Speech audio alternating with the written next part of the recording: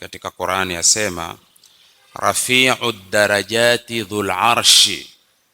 Rafi'ud darajat, yeye ndiye mwenye vyeo vya juu kabisa, tena mwenye enzi. Yulqi ruha min amrihi ala man yasha'u min ibadihi, hupeleka wahi wa amri yake kwa amtakaye katika waja wake. Liyundhira yawmat talaq, ili aonye siku ya kukutana naye.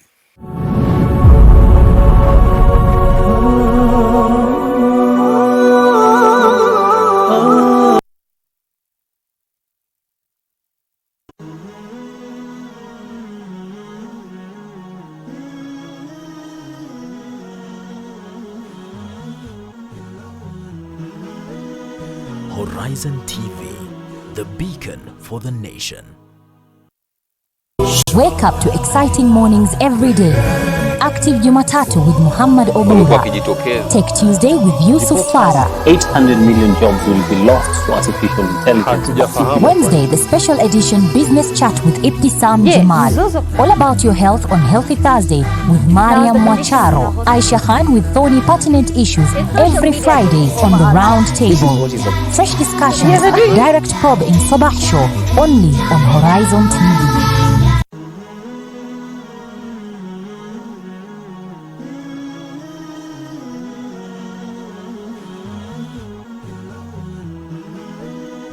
Horizon TV, the beacon for the nation.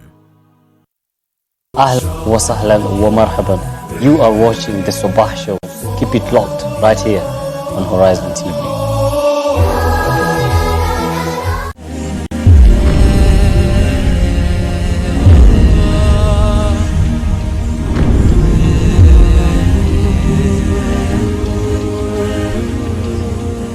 Bismillahirrahmanirrahim. Assalamu alaikum wa rahmatullahi wa barakatuh.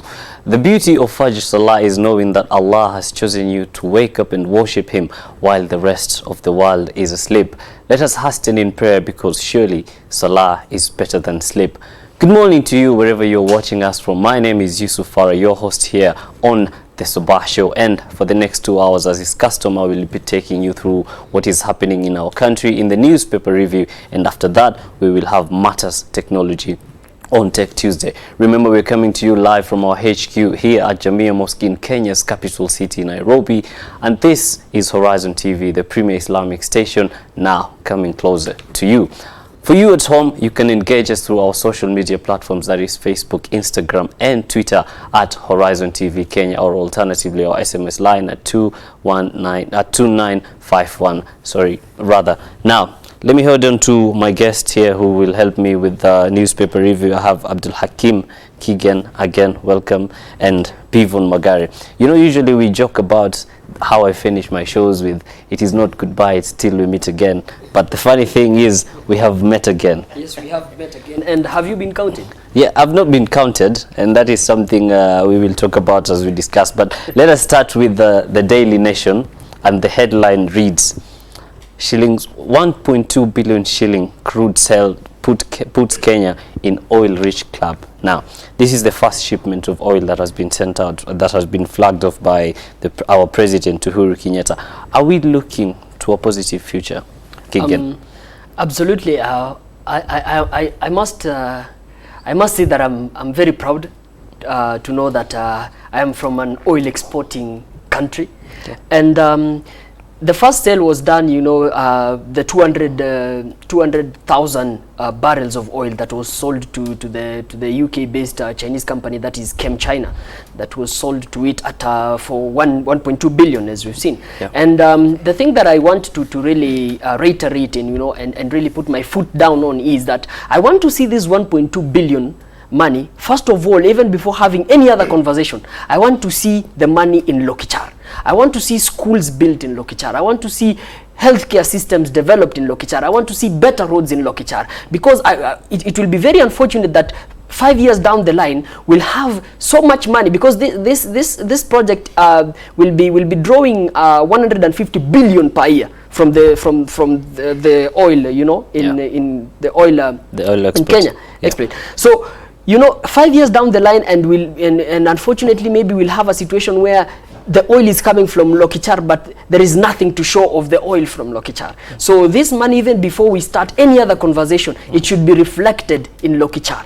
Okay, Bivon? My thought is I want to laud the government for making such fast, bold attempt. But again, I'm asking why really did we have to export such a big amount of oil when our refinery at Changamwe is broken down? I mean, if the government has to do something, let's also think about doing something locally for the oil before making such big steps of exporting such amount, because Kenya as a country is also an industrious country. We need this oil to run our local business. But for the step taken yesterday by the president and the government, I want to laud it, but again encourage and challenge the government to do something about the refinery at Changamwe, so that we're able to also as a country and the local region get involved in the process of exporting oil that, you know, when the country itself meets its needs. Okay, yes. Now it reads, reacting to calls for equitable sharing of new wealth, President Kenyatta asks ministry to ensure Kenyans who have contributed to project success benefit from the sale as country gears up for more.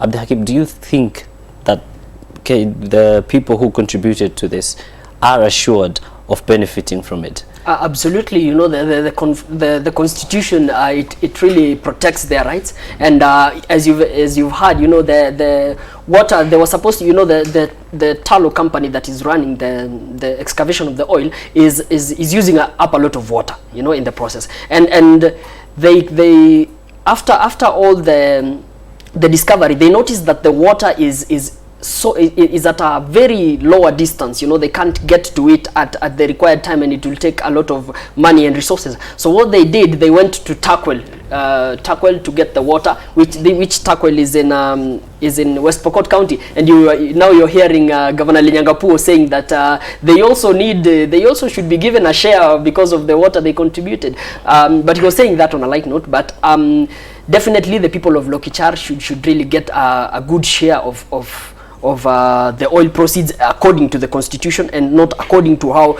people perceive it or how the national government wants to perceive it. And again, we've seen that, you know, I think the reason why the government is exporting the oil fast is because we really need quick cash, in terms of because we're still developing resources. As you've heard the petroleum CS John Munyes said yesterday that by 2020, which is next year, we should be having a pipeline running all the way from Lokichar to Lamu at the port, so for the shipment, and you know, that requires a lot of resources to set it up, and also a lot needs to be done in terms of developing resources, you know, and structures and machines down there up there in Lokichar where they're doing the excavation. So I think that's the reason why we really exported the oil. But then if you notice, the issue also of corruption stepped in, very unfortunately, because the president yesterday complained of the Kipevu oil terminal, which was supposed to be built at 26 billion,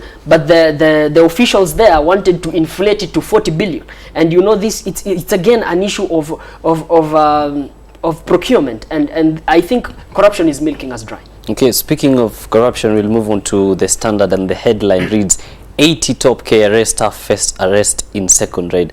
Now, we've seen a wave of arrests that is happening as far as graft is concerned. Bivon, are we finally looking at a situation where we can say we as a country are heading towards the right direction as far as the fight against corruption is concerned? We headed to the right direction, but this should not be done to settle political scores, because the first raid of the staff from KRA, the top officials from KRA, who are raided and arraigned in court for graft cases, up to now, we've not known the fate of most of those who are arraigned in court.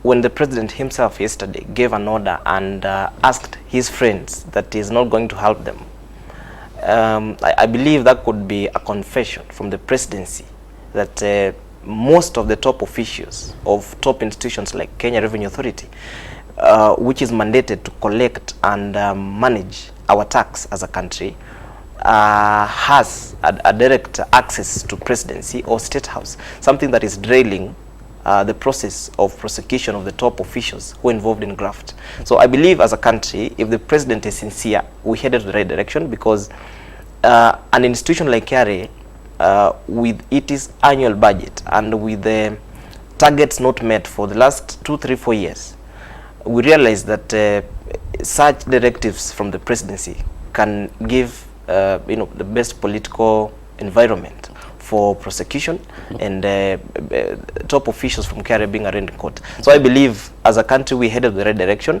only that we as citizens now get to be fully involved, report such cases, because if you really have to pay tax and you're realizing that someone is trying to collude with you so that you're able to pay maybe half of the tax and give him or her some little money, you should be the first person to report. Okay. So I think as a country we headed the right direction. Abdul Hakim Kigen, Bivon said something about politicizing this arrest as far as graft is concerned. Is it political, the arrest? Number one, lo and behold, our president was aiding some of these things, because yesterday when he said that when you call right now, those lines won't be on service, that you won't get the protection and help that you need, it speaks of something, and how unfortunate is that. And coming to this, I think at the rate that we are in corruption, at a very awful stage, I don't think we have the incentive, to politicize this war. And as the standard headline reads, 80 top KRA staff face arrest in second raid. The first raid, we saw 62 of the staff being arraigned in court, and I think the court process is still on. And for me, as we are going into the second phase of the 80 people, for me there are two things. Number one, we are seeing prosecutions, investigations and arrests made, but one thing that will really show us the fruits of fighting corruption is the repossession of this stolen money, and stolen public resources. Because at the end of the day, we need to get this money back to the coffers of the country, because it belongs to the people, it belongs to the state, and it belongs to the people. And the second thing for me is KRA KRA and the Ports Authority currently. These are big scandalous areas, and they really need to be fixed. And for me, I will really suggest that we should have a parallel, an international and independent auditing body that will audit the KRA together with the Ports Authority on a quarterly basis in a year. And that should be parallel to the Office of the Auditor General. Some people will say that I don't have faith in the Office of the Auditor General, but on the contrary, I do have a lot of faith. But considering the rot that is in these institutions, I think they need more scrutiny. Okay, still on matters politics, the Star, the headline reads, Deputy President Ruto pressure forces Jubilee to face Raila in Kibra. Now it reads, Secretary General Raphael Tuju disowned a list of 5, but other sources insisted the party will field McDonald Mariga. Bivon, yes, the politics of Kibra. Yes. What are we looking at? I personally attended the rally at Kamkunji, and I can tell you the Star is wrong on such a bold headline. I mean, dragging the DP into such a small matter is something that is out of context. I mean, Kibra remains an ODM zone until the last minute. I believe the Star is trying to drag in the DP for sales and stuff, because no one will dare make an attempt in such murky waters of ODM. Because if you saw the rally that was led by the ODM party leader and ODM brigades across the country, that was big, and I believe ODM is still going to carry the day. And yeah, so I want to disown and dismiss the headline by the Star. I think the Star is misinformed, sort of, and even if it's informed, I don't think the argument really holds, and because at the end of the day, the decisions of Jubilee rest with the party leader, who is the president. In as much as the deputy president might push some things, of course the ultimate power rests with the president. And if Jubilee feels a candidate, then absolutely it is in the sentiments of the president, who is the party leader of Jubilee. And Yusuf, coming back to the politics of Kibra constituency, yes, you saw what happened on Sunday, right? You were in attendance. I was. You were in attendance. Yes. So me, I watched through the TV, and if you see on the standard, the the second page of the Standard today, it shows Chris Darling, an entertainer and one of the among the 26 aspirants who are vying for the ODM ticket for Kibra constituency. And we saw him kneeling down, you know, and for the Honorable Prime Minister, the former Prime Minister, Raila Odinga. And there is one thing that I noted. Chris Darling as a youth, and for us as youths, what did that speak to us? You know, one thing spoke to us, that us youths, we like going for the crumbs, when we should be going for the whole pie. You know, that was to me political slavery. Because you are begging somebody, you are at the mercies of somebody. And that is slavery, far worse than the colonial one, because this we are doing it to our own black brothers. You know, Kigen, you're wrong on that, my brother. And that, allow me to finish. Allow me to reiterate my point. Because if you look at that, and you know what Chris Darling was saying, I expected him to kneel to the people of Kibra, you know, and ask the people of Kibra, give me a chance, and not to Raila Odinga that give me a chance. And again, if you look at it, he was telling Raila Odinga that there are people who are fighting you in parliament. Give me the chance to go there and fight for you. I mean, he should be saying that I want to go to parliament and fight for the people of Kibra. Okay. You know, he should be kneeling for the people of Kibra, asking them, requesting them for a chance to go and serve them. And you know this again comes back to one thing. I want to talk to the people of Kibra. Dear people of Kibra, you knew Ken Okoth very well, bless his soul. You knew his type of leadership, you knew his personality, you knew the vision and the mission he had for Kibra constituency as large. And the people of Kibra know Kibra more than anybody. They know the challenges that are there. They know the unemployment that is there. They know the issue of water, the issue of education, the issue of healthcare that is there. And just allow me to finish that. And the people of Kibra, dear people of Kibra, you don't have any incentive to pick somebody who can't fit in the shoes of Ken Okoth. Okay, thank you very much, Kigen. Bevan, I'm going to have to ask you to hold that thought, because on the note from the message from Abdi Hakim Kigen to the people of Kibra, we have to take a quick short break. But then when we come back, get this, Telkom Kenya graft probe stalls merger with Airtel. Don't go too far, stay tuned for that. You are watching the Sabah Show. Ahlan wa sahlan wa marhaban. You are watching the Sabah Show. Keep it locked right here on Horizon TV.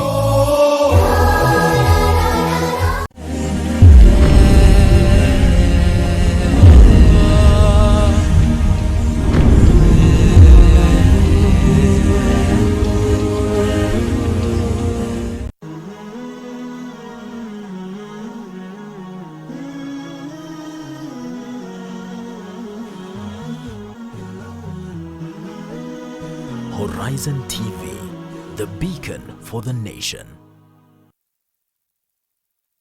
Assalamu alaikum. Who annoys you most? How do we be around annoying people that we have to be? This is a really important question for me. And I remember being at a development course where I saw this guy who was so laid back and he was so chilled out. I mean, the way he spoke, the way he walked, the way he did everything. So I thought, you know what? This guy knows. So I went to him and I said, you seem like a great, calm, chilled out person. Can you tell me, how do you stay like that when you're around annoying people? So he said something which was very profound for me. He said, I just remember that however they're behaving is about them and not me. Now I had to think about this for a second, but I realized he was absolutely right. Most of the time when people are annoying us, it's because they're behaving in a way we believe they shouldn't. And subconsciously, we believe that it's related to us or it's our fault in some way. This, of course, isn't true, because however someone chooses to react is down to them and the choices they make. So let's take an example. Imagine that I came to you and I verbally attacked you and I abused you. How are you going to feel? You're going to feel bad, right? What if a few minutes later I come back to you and I say, listen, everything I just said to you, it's all about me. It's got nothing to do with you. It's because of the stuff that's going on in my life right now. How do you feel? Better, right? You feel better even though I didn't apologize. Why? Because I've told you that it's not your fault. So the way to be around annoying people is to remember that their behavior has nothing to do with you. Now, one last question before I go. If you think I'm annoying, who is that about? You, right?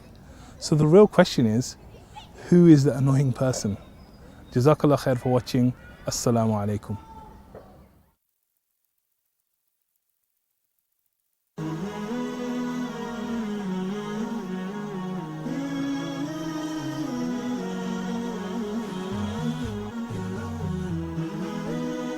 Horizon TV, the beacon for the nation. Ahlan wa sahlan wa marhaban. You are watching the Sabah Show. Keep it locked right here on Horizon TV.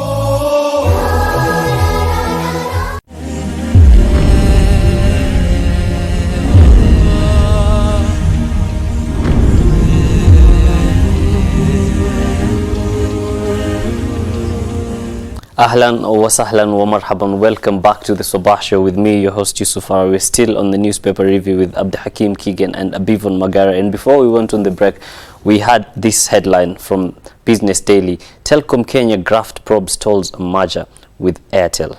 I mean, we've seen grafts we've seen the wave of arrest of grafts happening, and now we're seeing Telkom Kenya involved in graft as well. I mean, with the arrests made, we're saying we're looking towards a corrupt-free nation. But then with something like this, Telkom Kenya involved in graft again, is it something that we should be scared of, or what are we looking forward to? Talib Mbarak, the head of EACC, sent out a letter to the the Commissions Authority of Kenya, and told them to stall the transaction that was to take place between Airtel and Telkom, you know. And if you look at Telkom is 40% owned by the state.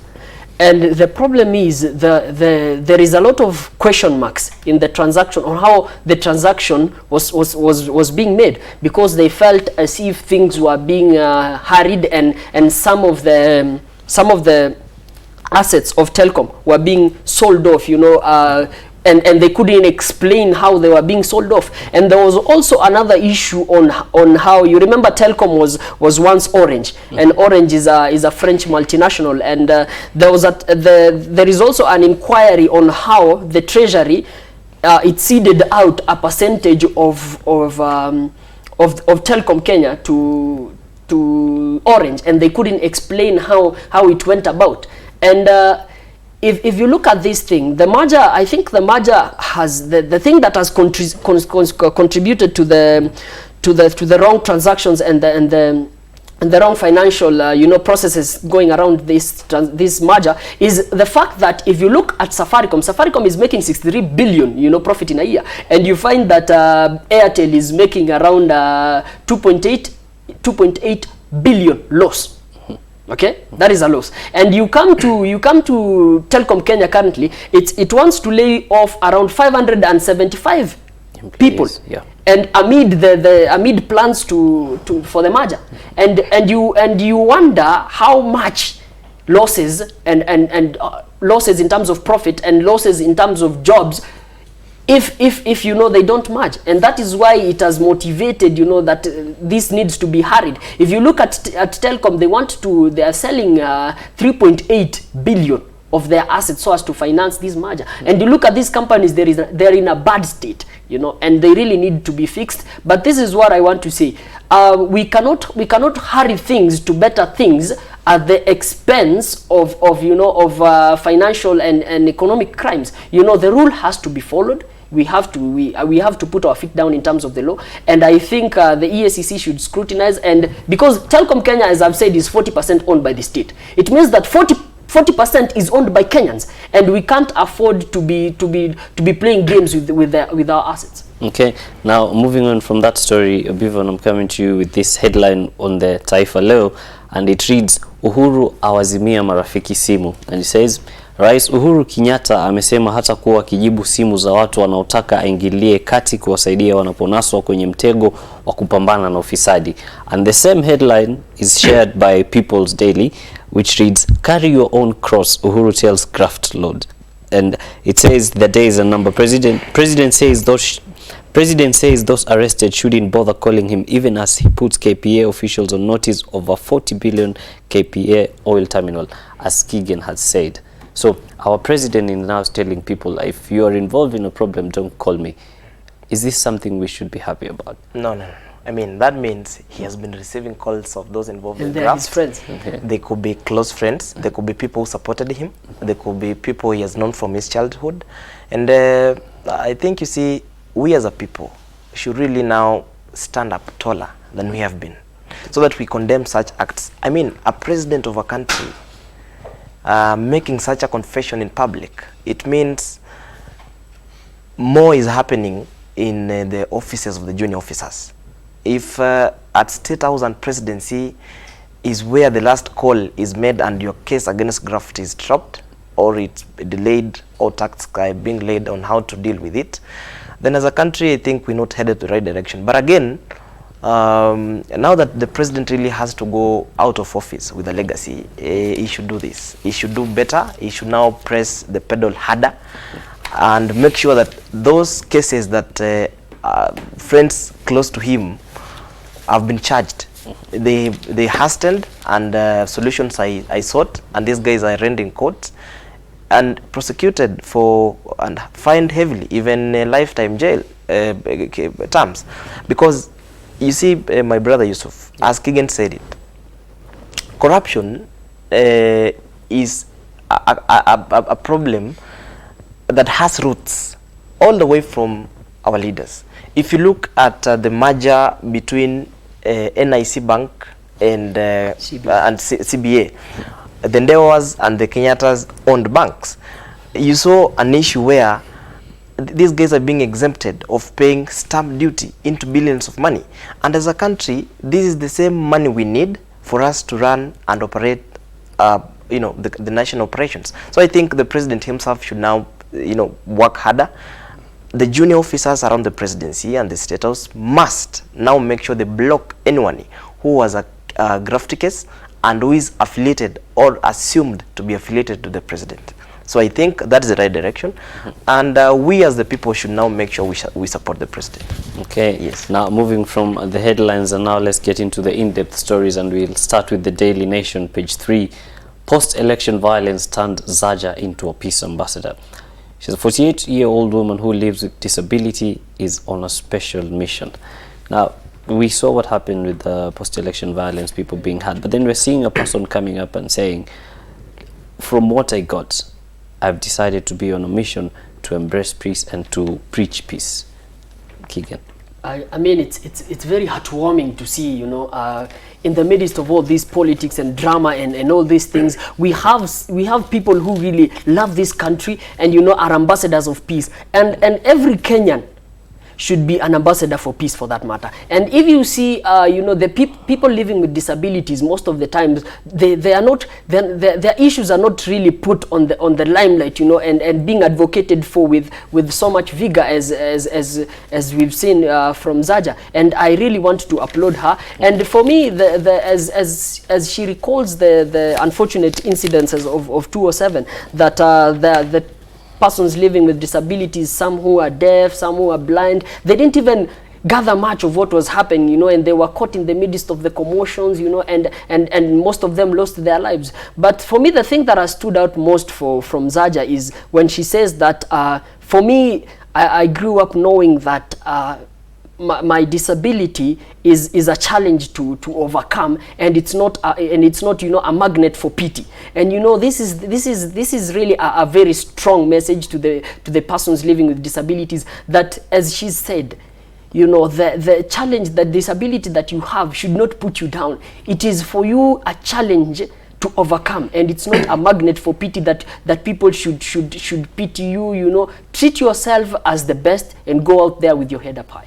All right, Bevo, now let me come to you with this story on page 6 about census. When we started, Keegan asked whether I've been counted, and the headline reads, head count time extended in populous areas. Enumerators assigned to special areas like hospitals also recalled to help count those in their homes. Now, the timeline set, is it enough, according to you, Bevo?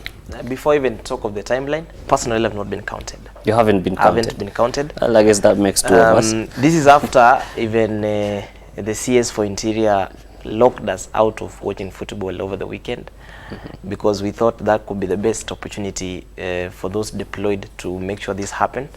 But I can tell you, the exercise, my brother, I've seen a lot of reports from government officials who are trying to sugarcoat and say the exercise is going on well. The truth is, out of 10 people I've met this morning, 9 or 8 have not been counted. And that brings the question, is the exercise really headed in the right direction? Are we really achieving this after spending so much money? You saw what Ethiopia as a country spent to count 100 million people. Yeah.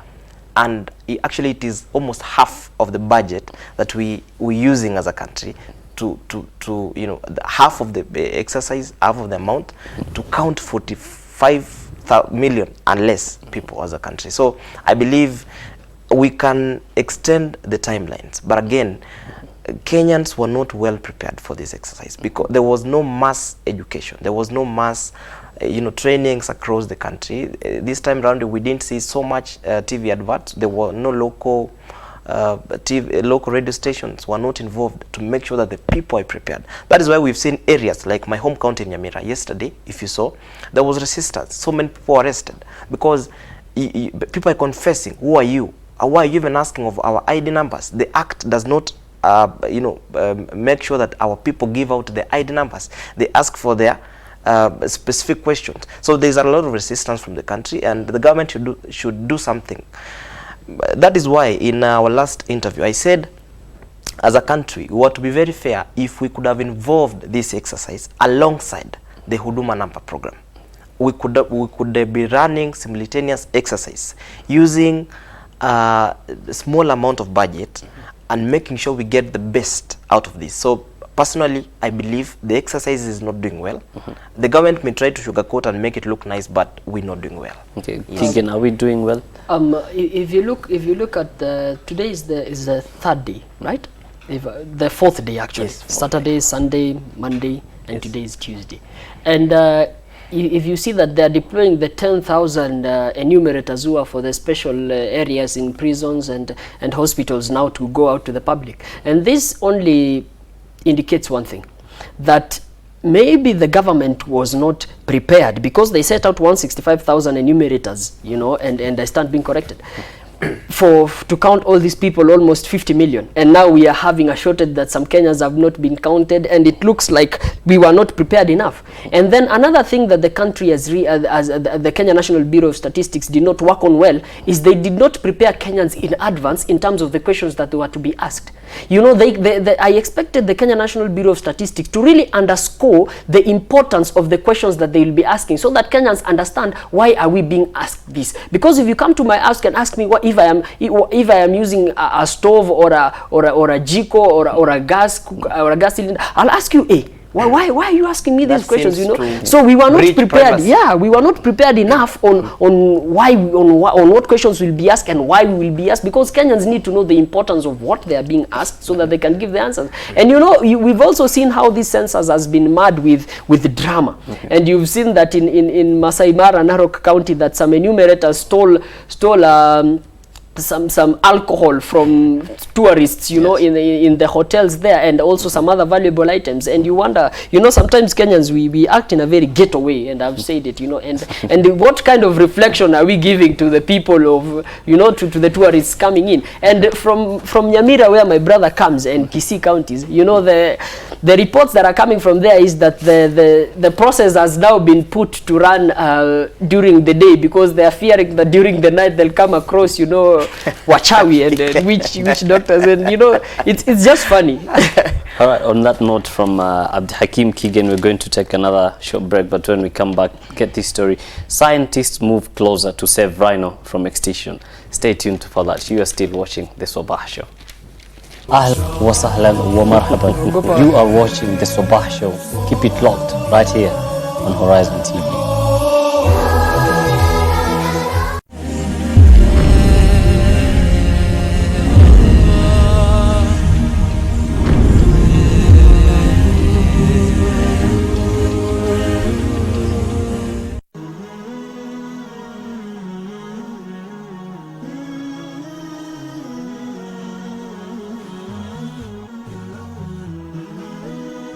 Horizon TV, the beacon for the nation.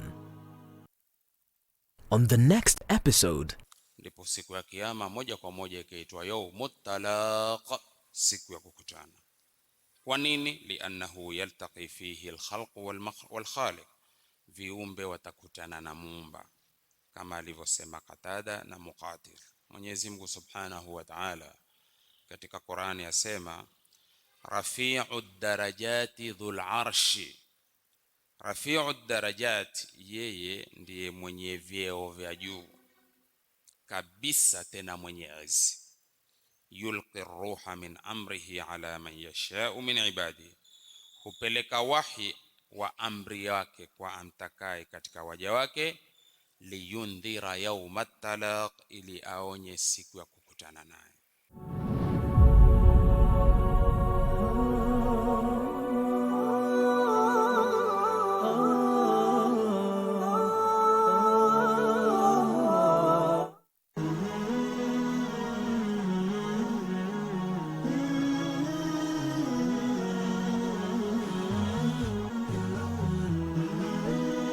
Horizon TV, the beacon for the nation. Ahlan wa sahlan wa marhaban. You are watching the Sabah Show. Keep it locked right here on Horizon TV.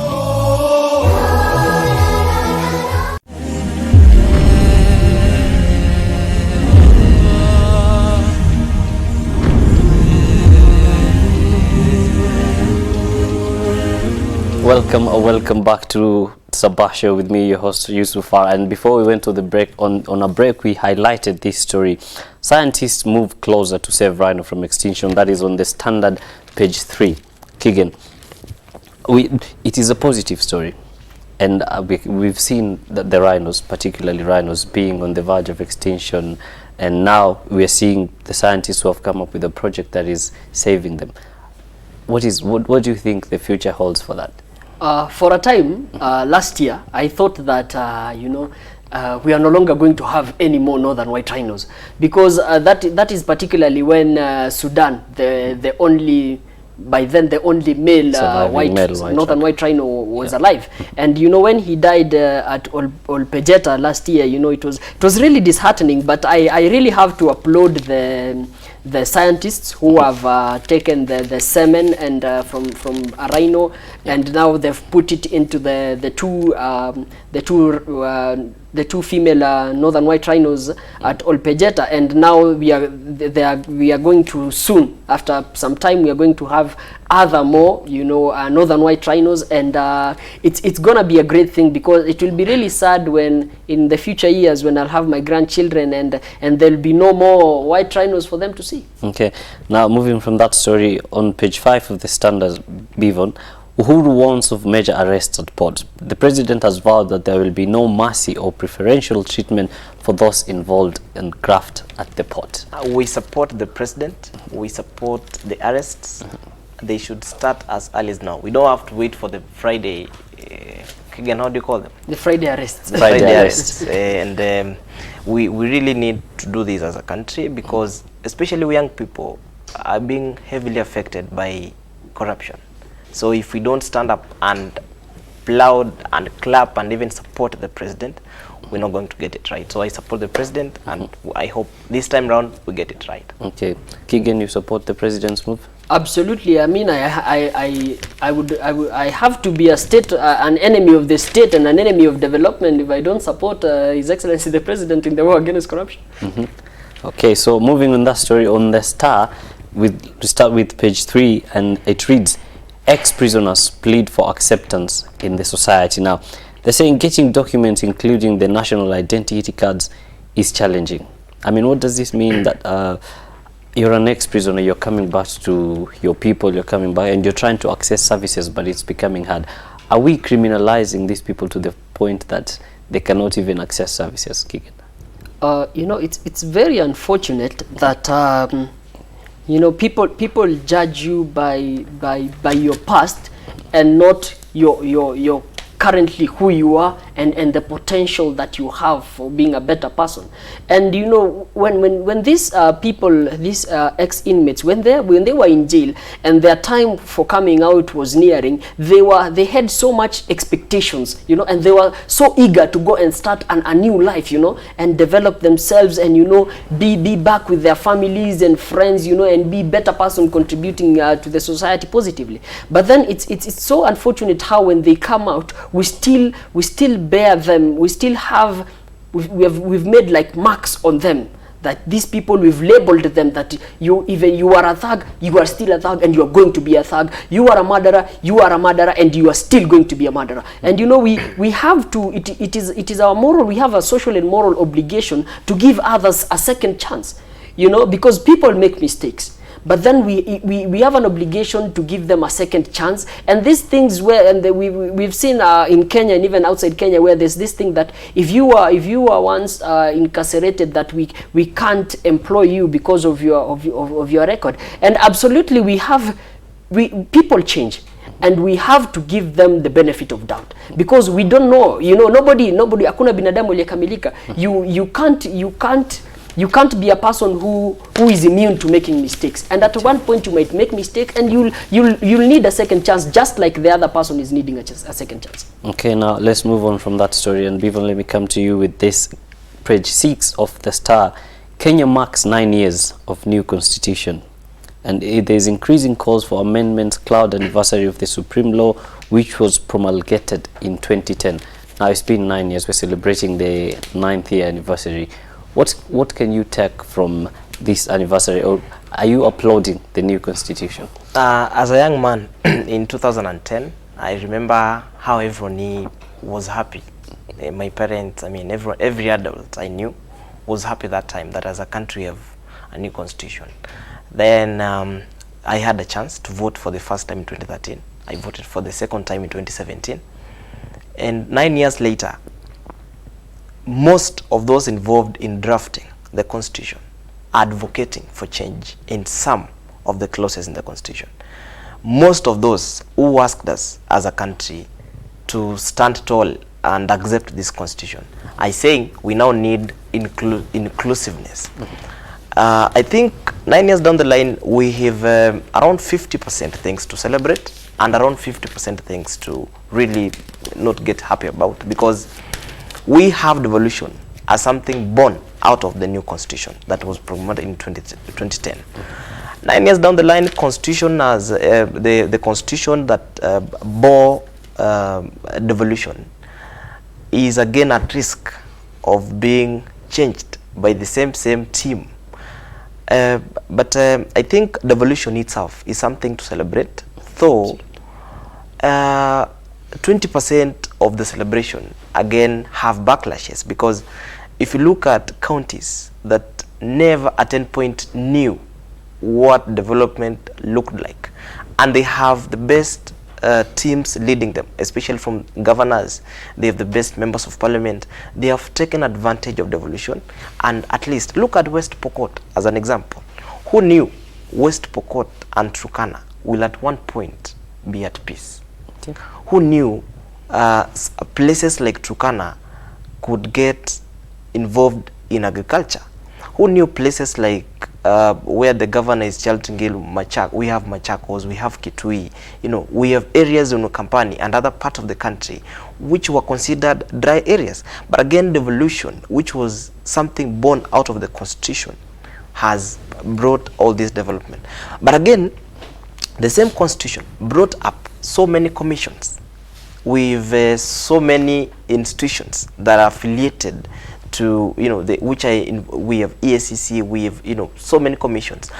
If you look at these commissions, they survive on the mercy of the people, because the taxpayers themselves are funding these commissions. But do we say that we've seen fruits from these commissions? My thought is no. Okay. With so many commissions, with so many boards that were born out of the constitution, but most of this, you get that the presidency or the government awards those who consider to be close to the government. So mostly we don't you know, we don't really end up having the best workforce to bring out the best out of these commissions that were born out of the constitution. Keegan, are you yes. uploading? First of all, let me start by this. Kenyans don't know this constitution. Okay. Kenyans don't even read this constitution. And it is a wake-up call that we should start reading this constitution, because this is the law that governs our land. This is the supreme law of this land. And it's unfortunate how many Kenyans don't even pay attention to the constitution.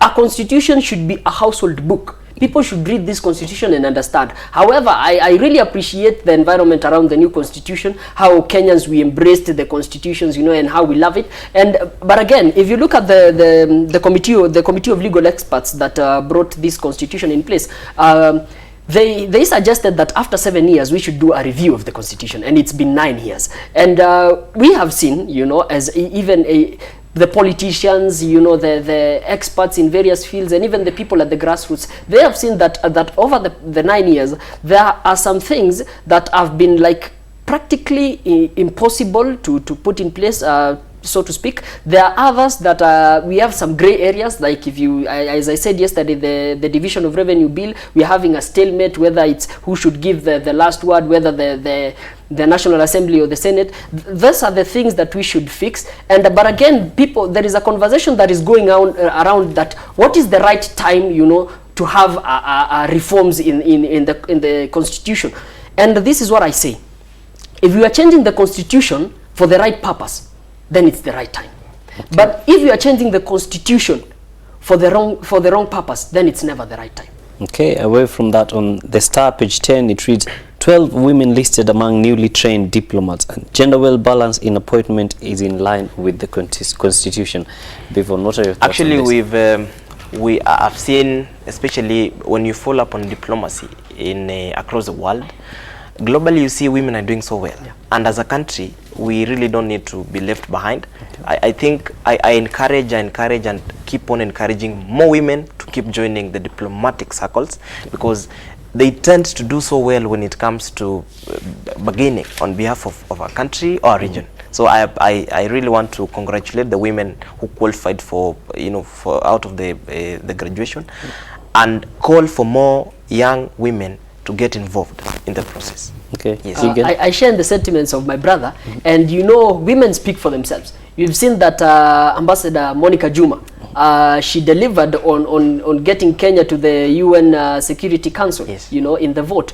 And we've seen how well Ambassador Amina Mohammed did, you know, and I think women, we should give them the opportunity. And I think that the thing that really, in as much as we are having the conversation of giving women the opportunity, we should not forget the conversation around merit, you know, because we've seen a lot of girl child empowerment. Until now, some people are arguing that the boy child is now less empowered than the girl child. But to me, it is a conversation of merit, that if there is a lady, and I am here, Keegan, as a man, if I bring my A game and she brings her A game, if she's better than me, then I go home. Yeah. If I'm better than her, she goes home. To serve. Simple. Okay. Yes, so merit should be considered. Absolutely. Oh, yeah. Okay, away from that, now let us move on to the corridors of census drama. Page 2 of the Taifa Leo reads, vituko vya sensa vyaendelea kuzuka. Na shughuli ya kuhesabu watu iliendelea kukumbwa na visanga jana huku mmoja wa maafisa wa sensa akinaswa kwa kuwaibia watalii pombe hotelini. Bivon, is it that we are lacking morals or what? It is even more of morals, my brother, because before I comment about that, kama ulisoma what happened in Nyamira, my home county again, a man put a tablet and a power bank owned by Kenya National Bureau of Statistics on a soft loan to get liquor. And you see, such stories should really show where we're headed as a country. And if you see the amount of effort that was put by the police to get hold of such a man, it took a whole intervention of almost a whole day to get hold of an ICT officer in charge of some place. Now, in Narok County, we're getting such reports that you know, the enumerators, all those involved in the census process, were involved in stealing from tourists. You can imagine the type of embarrassment we get as a country when that happens. So on a conversation around morals, I want to agree with my brother Kigen that we need such conversations now and then. Another thing I have noted, my brother, look at the type of funny jokes Kenyans are creating around the whole census story. Kenyans, not even on morals, we are depressed. We are a depressed nation. The level of depression in our country is making Kenyans take everything as a joke, because you see the only medicine to depression is laughter. So the only way Kenyans are making jokes around the census story. So as a country, we need to have such conversations and make sure that we get deep down to the root cause of the matter, especially when matters morals, we're not doing well. Okay, Kigen. Kulingana na taarifa ya Taifa Leo, hii inatuonyesha kwamba Wakenya hatujioni kama Wakenya, sisi si wazalendo. Hatujioni kama Wakenya. Tuna uchoyo na ubinafsi wa kujifikiria tu peke yetu. Kwa sababu ukiangalia hili swala, huyu mtu ambaye amewaibia watalii. Kuwaibia watalii, yeye hafikiri kwamba sisi kama nchi watalii watatuona aje. Watalii bado watataka kuja kwetu. Haya, watalii wasipokuja nchini Kenya, tutaadhirika kivipi? Mimi ningependa kuomba Wakenya kwamba tuwe wazalendo na tusijione tu kama watu binafsi, tujione kama Wakenya na kwamba hii Kenya inatutegemea. Okay. On that note from Abdi Fatah Kigen, you've challenged me now to speak fluent Swahili. Bwana Kigen amesema ya kwamba sisi kama Wakenya tunafaa tujifikirie na tuangalie tabia ama hulka zetu ukipenda. Now, before we go for a break, I'm going to read this comment from Instagram from Muhammad Farah Yusuf. He said, "Feels good to be back home and Tuesday mornings have never been this late." Now, on that note, we're going to be taking a short break, but when we come back, Tech Tuesday returns. And the question today is, do you have an app in your phone? Of course you do. Do you know how it's made? Do you know how it's used? And do you know the technological issues around it? Stay tuned for that. You are watching the Sabah Show with me, your host, Yusuf Farah. Ahlan wa sahlan wa marhaban. You are watching the Sabah Show. Keep it locked right here on Horizon TV.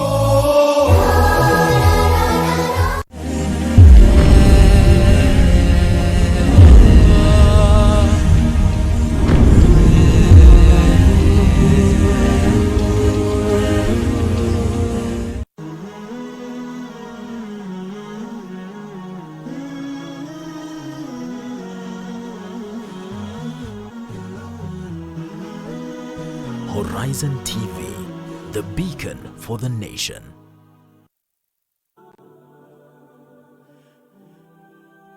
Assalamu alaikum.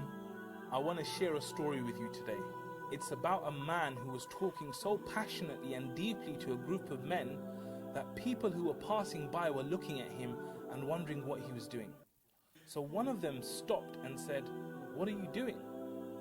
The man said, "I'm trying to get people to befriend Allah." "How's it going?" they asked. He said, "Allah is willing, but they're not willing." After some time, they saw the same man in a graveyard. Again, they asked him, "What